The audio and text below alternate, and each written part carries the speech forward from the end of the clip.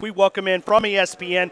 He's part of the SEC Network crew. He's traveling around with Arkansas, visiting there, and probably a couple of hospital stops, I would assume, in your agenda, the last itinerary. Coming up soon with having a little one. I got a newborn coming in. Well, I don't. My wife does, luckily. I'm gaining sympathy weight with her. So. It's been fun. I mean, it's this time of year, and it was crazy because my wife's due October 21st, and then Brett Bielema just had his daughter Briella on Saturday morning. So for the SEC Network, I pitched the idea. I said, hey, you know what? Let's travel with one of the teams to media days. Let's give our SEC Network fans kind of a glimpse behind the scenes of what goes on. Like, you guys work hard. Y'all roll over here. You set up your radio equipment. You get ready to go. You do the interviews. But, like, for the teams, it's a different process. So we got in there. The guys at Arkansas this morning walked out at, like, 5 a.m. They got showered up. They met us at the airport. We took one of the Arkansas private jet over there, which was awesome. It was like a 15, 16-seater. I was like, I'm doing the wrong thing in life. Like, I need to make this happen. This is the transportation. But it's kind of interesting because the guys start doing their interviews. They start, not interviews, but they start kind of prepping for the interviews, prepping for every question that guys like me and you are going to ask them.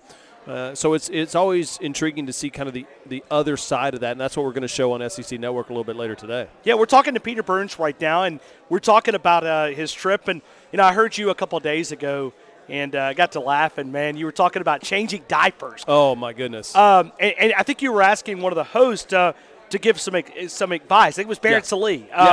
That's exactly what it was. Yeah, and he was talking about, explosion, and he said, go in with wipes. You got to go in with wipes, and you got to talk. Are you a clean guy? Are you kind of a germaphobe? Are you a No, I am a germaphobe. Big time. But when it comes to your kids, you don't even really But I feel like that's the way, right? Like, I feel like with other people's dogs, I'm like, okay. Right. And then, like, on my dogs, I'm like, you just threw up a little on me. No big deal. And I'm sure that's what it is with kids as well, too. No, you don't ever. I mean, listen, I am a germaphobe, but as we talked about, when you go, listen, I have a daughter, and I mean, it's been many years ago, but I mean, it's like you don't even think about it. I mean, it's like, you just. So what are the one thing, like, listen, I swear we'll get to Alabama football, we'll get to SEC football in a little bit, but I need your listeners to hit me up at Peter Burns ESPN. What is the one thing that you have to have as a new dad? Like, now, other than beer and patience, that I understand. But, like, is there a certain toy, or is there a certain sleep machine? Like, what is the must have thing? I need your listeners to let me know. I need all the help I can get. But will you give me a chance to give you some advice? I mean, okay, so I'm in. This is what I tell young parents all the time. I mean, like, right before they have their child. Yeah. We did this, my wife and I did this with our daughter. And it was somebody gave us this advice, and we went, okay, we're all in. I mean, we were, all right, do not, and what you have to do is you have to make your child a sound sleeper, okay? And sleep through anything, basically. Right. And how you do that is you don't go in and you don't, like, how these parents will, like, tiptoe all over the place for, like, the first couple of 3 months, and they're like, don't turn on the television, no radio. And us sports guys, we're loud. Oh, yeah. I mean, so it's like, telling us to come down a couple of levels really doesn't do anything. That ain't happening. Right. So don't do that. Just do yourself. That's great. I'm going to play, like, some Leonard Skinner loud, just roll with it. Yeah, but, like our daughter, so we did this. We would condition her to sleep through anything. You would carry her to Alabama games, which she's not really a big sports fan. Yeah. She'd go to sleep. I mean, she'd be asleep at Bryant. And if she can fall asleep at Bryant-Denny Stadium during the middle of a Bama game, especially a conference game. She can sleep through anything. Yeah, I'm with you. Right, so that's what we did. So don't go in and because the first, especially, it would be your first, right? Your first child. This is my first one. So you're always that I know of. Yes. So you've read all these books, right? You've read all these books, and you go and do this, do that. Just go in and be normal and run the vacuum. Turn on the television. I mean, do all these things. Live your normal life. And now it'll take, it takes a little patience to get through this. But maybe the first month, 2 months. And it's crazy because we're gonna have my daughter right in the middle of it'll be third weekend in October, so it'll be Alabama. And my wife is a diehard Alabama Crimson Tide fan, as you know. So she's like, so I'm from Baton Rouge, so I said, our daughter is going to be born on LSU Ole Miss weekend. She goes, no, it's Alabama Tennessee weekend. Like she quickly made sure that I knew what weekend that the date was going to be, because it's she's pumped. I mean, listen, rightfully so. Alabama continues to be the torchbearer in this conference, and you teased it earlier and you talked about it. Do they make it boring? Yeah, they make it boring. And guess what? Nick Saban wants boring football. He wants to have boring football. I don't think Nick Saban likes to have exciting football. You know what's exciting for him?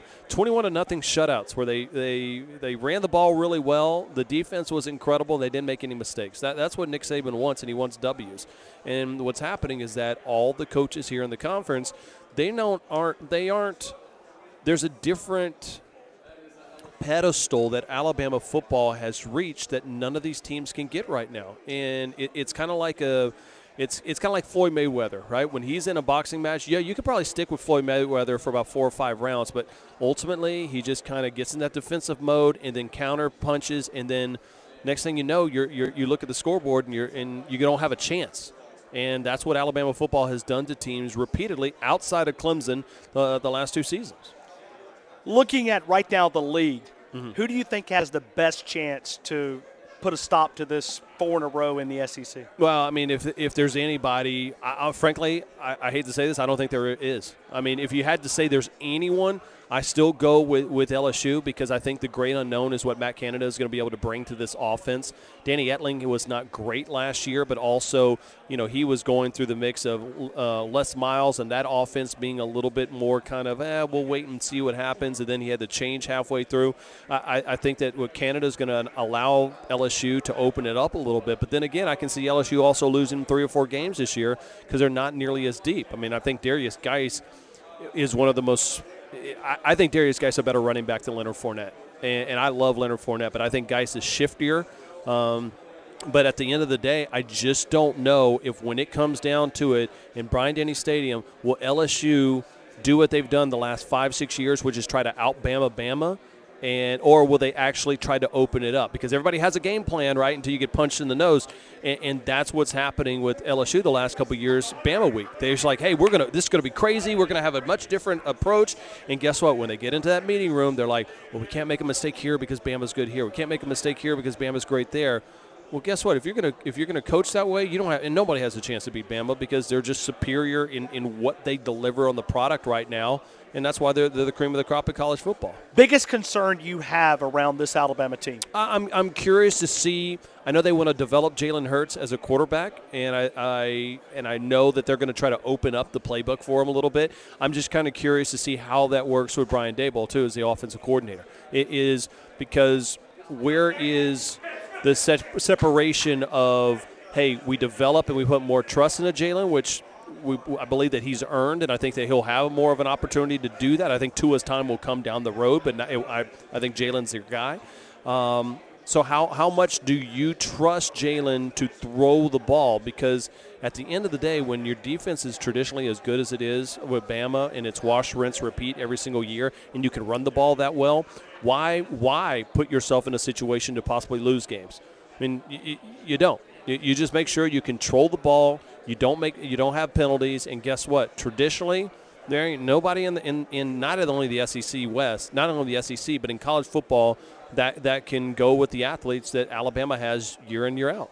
Let's go to Jalen Hurts here for just a couple of minutes, because to me, I think in that Clemson game, now you got to remember, you're in Tuscaloosa, Alabama for 190 days, maybe a little bit more. We've been talking, I mean, this has been a funeral, in Tuscaloosa. I mean that's sure. You lose a national championship. So we've went through this Clemson game a million times, but it seemed like they were trying to force him to be something that he was not. What I was shocked, and I go back, I still carry a lot of ill will towards Lane Kiffin and the way that he handled the whole situation. I mean, I think Lane acted like a petulant child that entire week in the fact that he could have just shut up and just said, you know what, I know the Washington game plan wasn't great, but I'm going to work a little bit harder. And, yeah, I did get this job, but I don't need to say what I need to say. Let me just focus on getting to the season. I owe it to the kids. Instead, Lane decided to act in a different way, and that puts Jalen in a tough spot. I was shocked that they did not use Jalen running the ball a little bit more. I mean, I know they wanted to keep him healthy throughout the year, but, hey, when are you going to break it out? And when Bo went down, it was clearly evident that the game plan, even though Sarkisian was there, the game plan for what are we going to do in case of an emergency, how we're going to break the glass, wasn't there. And I think it would have been there had Lane been able to continue to go. But here's the deal. They're a minute away from winning that game. I mean, and that's how crazy it is with Alabama football right now. Is that it may sound like a funeral. There are 11 or some odd other teams, or 116 other Division I teams right now that would kill to be having that funeral right now because they can't have it because they're just not as good as Bama. Yeah, but it's kind of funny that you just said that because think about it. It takes a generational player in Deshaun Watson at Clemson. Yeah. You look at it takes a firing an offensive coordinator, 5, 6, 7 days, whatever it was, prior to the game. I mean, that's what it takes to beat Alabama.